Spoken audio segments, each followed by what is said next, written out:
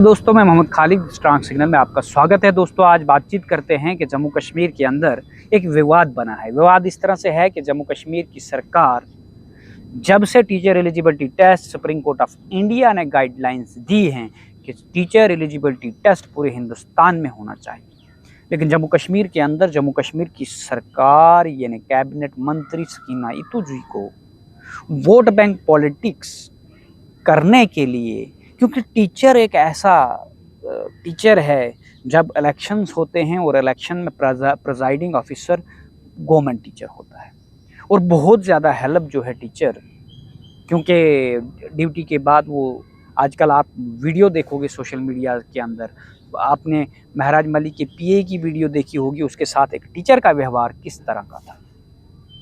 वहीं पे बात करें कि जम्मू कश्मीर के अंदर जो टीचर हैं वो टीचर की कॉम्पिटेंसी को डिफेंड करते हुए कैबिनेट मंत्री सकीना इतूजी हर बार फ्रंट फुट पे आ रही है। कुछ लोग जिनका कोई काम नहीं होता है वो बस दिन में बैठ के फेसबुक चलाते हैं और हर एक चीज को तोड़ मोड़ के पेश करते हैं। जहां तक एजुकेशन सेक्टर का सवाल हो, चाहे वो प्राइवेट इंस्टीट्यूशन हो चाहे वो गवर्नमेंट इदारे हो, बात की है उस इंटरव्यू में, उस बात को सही से नहीं पेश किया गया बल्कि कुछ और चीजों को तोड़ मोड़ के पेश किया गया है। जैसे इंटरव्यू में हमने कहा कुछ कमियां जो है वो प्राइवेट स्कूल्स में भी है, कुछ कमियां जो है वो गवर्नमेंट स्कूल्स में है। जैसे फाइव टीचर्स भी हैं, वही कुछ गवर्नमेंट स्कूल है जहाँ कुछ कमियां है, लेकिन वही कुछ गवर्नमेंट स्कूल है जहाँ पे इतने अच्छे क्वालिफाइड। वो इसलिए आ रही है कि वोट बैंक पॉलिटिक्स करने के लिए आ रही है। वहीं पे जब सकीना इतूजी ने एक बयान सोशल मीडिया के ऊपर दिया, उसने कहा कि गवर्नमेंट स्कूल, क्योंकि लोग सवाल उठा रहे थे कि प्राइवेट स्कूल के अंदर क्वालिटी एजुकेशन है। वहीं पे शगुन परिहार ने असेंबली के अंदर एक सवाल उठाया कि जितने भी गवर्नमेंट एम्प्लॉइज हैं, एक कानून बनाया जाए उनको गवर्नमेंट स्कूलों के अंदर ही अपने बच्चों को एनरोल करना है।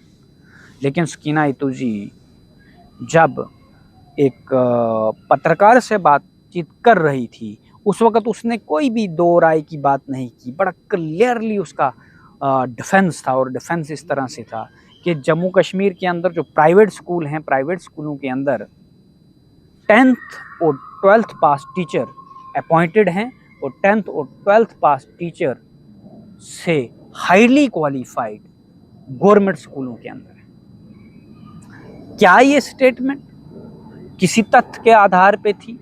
कोई रिसर्च की मैडम सकीना इतूजी ने? अगर वो उनको कह रही है कि वो स्कूल के अंदर 10th और 12th पास नहीं पढ़ा सकते, तो फिर मैंने सकीना इतूजी की क्वालिफिकेशन देखी, और पिछली बार एक महराज मलिक ने स्टेटमेंट पास की थी कि मैडम सकीना इतूजी खुद 12th पास है। अगर 12th पास है, वो MBBS फाइनल ईयर में भी अपनी डिग्री छोड़ के आई MLA का इलेक्शन लड़ने के लिए, लेकिन उसके बावजूद वो 12th ही पास कंसिडर की जाएगी। उसके बाद उसने कोई डिग्री की है नहीं की है, हमारे पास ऐसे कोई आधिकारिक पुष्टि नहीं है।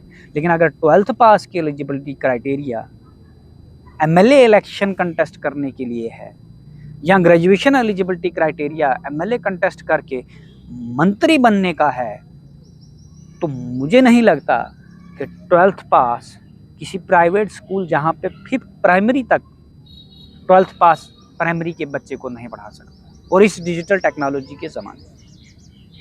अब बात करें कि गलत क्या था सही क्या था, लेकिन मैडम सकीना इतूजी ने जैसे ये स्टेटमेंट दी तो सोशल मीडिया के ऊपर बवाल मच गया। सोशल मीडिया के ऊपर बवाल ये मचा, प्राइवेट स्कूल के अंदर जो लोग पढ़ाने वाले थे वो लोग ये कहने लगे कि मैडम सकीना इतूजी ने कोई गाली गलौज पे आगे नशा करके ये स्टेटमेंट दी कि स्कूल।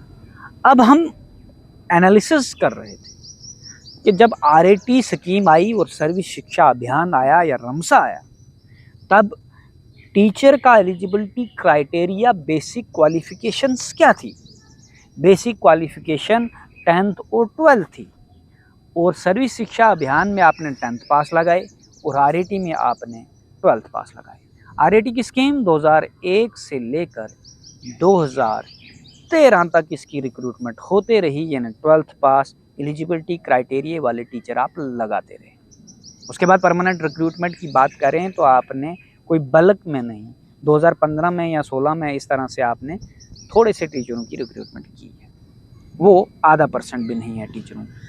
अब 25 लाख टीचर पूरे हिंदुस्तान में है, उनकी कॉम्पिटेंसी चेक होने जा रही है। लेकिन बहुत सारी सरकारों को कहीं पे जहाँ पे सुप्रीम कोर्ट बच्चों का फंडामेंटल राइट इन्वोक करके कोई एमएसकेरी नहीं, कोई वकील वकालत नहीं कर रहा उनकी, कोई स्टेट की गवर्नमेंट उनकी वकालत नहीं कर रही, क्योंकि वो गरीब गुरबाओं के बच्चे हैं। लेकिन टीचरों के लिए गवर्नमेंट अपना पैसा खर्च करके रिव्यू पिटिशंस में जा रही है और टीचर स्कैंडलाइज कर रहे हैं कोर्ट को कि हम चैलेंज करते हैं, हम 20 साल के बाद क्यों एग्ज़ाम देंगे। भाई साहब, अगर आपको कोई डर नहीं है एग्ज़ाम पास करने का, तो आप कोर्ट को स्कैंडलाइज करने की कोशिश क्यों करते हैं। जब सब रिव्यू पिटिशन होगी तो सुनवाई होगी, on the basis of merit होगी। लेकिन जब 12th पास गवर्नमेंट स्कूल के अंदर ये पूरा जम्मू कश्मीर का कंक्रीट एविडेंस है कि 12th पास ही वो टीचर लगे, उसके बाद डीएड भी गवर्नमेंट ने करवाई, बीएड भी गवर्नमेंट ने करवाई, और बीएड के कॉलेज भी आपके नेताओं के हैं जो सिर्फ फोन पे डिग्री दे देते हैं बीएड की। तो कॉम्पिटेंसी चेक ही होती है किसी रिक्रूटिंग एजेंसी से, उसका रिटन बेस एग्जाम हो। फिर आप कंपैरिजन दे देते हो जी पुलिस का एग्ज़ाम नहीं होता, कौन सा कांस्टेबल प्रमोट हो जाता है, कौन सा पुलिस का अधिकारी प्रमोट हो जाता है बिना किसी एग्ज़ाम के, क्या उनका डिपार्टमेंटल एग्ज़ाम नहीं होता, कौन सा पटवारी प्रमोशन लेता है बिना किसी एग्ज़ाम के, और कौन सा पटवारी बिना रिटन के लगा हुआ है, हमें बता दें। जब जम्मू कश्मीर आपने कॉन्स्टिट्यूशनल बोर्ड जेके सर्विस सिलेक्शन बोर्ड बनाया हुआ है, वो अपॉइंटमेंट करता है, रिटन एग्ज़ाम लेता है, फिर आप एजुकेशन डिपार्टमेंट में बाईपास से क्यों एंट्री करते हो, बाईपास से क्यों टीचर लगाते हो, क्यों आप कमेटी बनाते हो जोन लेवल की, और जोन लेवल पर एक तहसीलदार और एक टीचर डिसाइड करता है कौन टीचर लगेगा, कहाँ हैबिटेशंस बनेंगे। तो जो चीज़ अनकॉन्स्टिट्यूशनलाइज है वो अनकॉन्स्टिट्यूशनलाइज सुप्रीम कोर्ट ऑफ इंडिया ने आपका सर्विस रूल, जो जम्मू कश्मीर सर्विस रूल 2010 का एक्ट है, उसको अनकॉन्स्टिट्यूशनल करार दिया और वो एनसी गवर्नमेंट ने लाया है।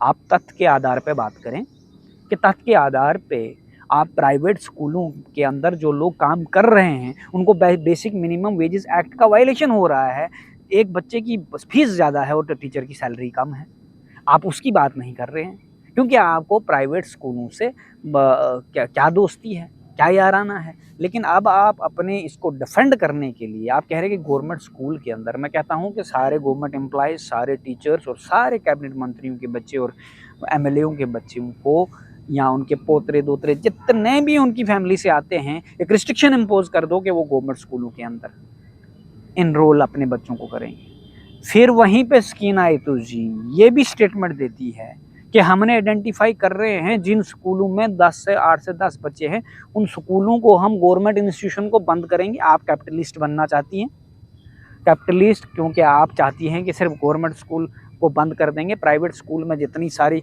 फीसें प्राइवेट स्कूल ले रहे हैं उन गरीब गुरबा बच्चों के फंडामेंटल राइट का हनन करेंगे, उनको पढ़ने का मौलिक अधिकार आप छीन लेंगे, क्योंकि वो 10 बच्चे हैं, 10 ही बच्चे स्कूल में एनरोल हैं, और स्कूल को बंद करेंगे। क्योंकि गवर्नमेंट एम्प्लॉय उस एरिया की पॉपुलेशन निकाली जाए और देखा जाए कि वो उस रूरल एरिया से उठ के जम्मू में क्यों बच्चों को एडमिशन दे रहे हैं, जम्मू में क्यों प्राइवेट स्कूलों के अंदर लगा रहे हैं। क्योंकि गवर्नमेंट आपके पास आ गई तो आप कुछ भी करेंगे, मोनोपोली है जम्मू कश्मीर के अंदर, और वोट बैंक पॉलिटिक्स के लिए आप ये सब कर रहे हैं। लेकिन याद रखना, यहाँ वोट बैंक पॉलिटिक्स के लिए इससे पहले कांग्रेस ने क्या क्या किया, आज उनका क्या हाल है।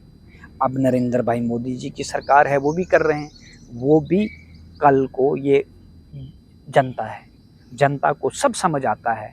अब आप ये स्टेटमेंट दे रही हैं कि मेरी स्टेटमेंट को कुछ लोग तोड़ मरोड़ कर प्रेजेंट कर रहे हैं। आपके एंटायर वीडियो है, उस वीडियो के अंदर आपने क्लियर जो बातें कही हैं सब लोगों ने सुनी है। अब आप प्रेशराइज करके उस मीडिया वाले से वो डिलीट ना करवा दें, लेकिन बाकी सारा पब्लिक डोमेन में है जो आपने बोला है, कोई एआई जनरेटेड नहीं है।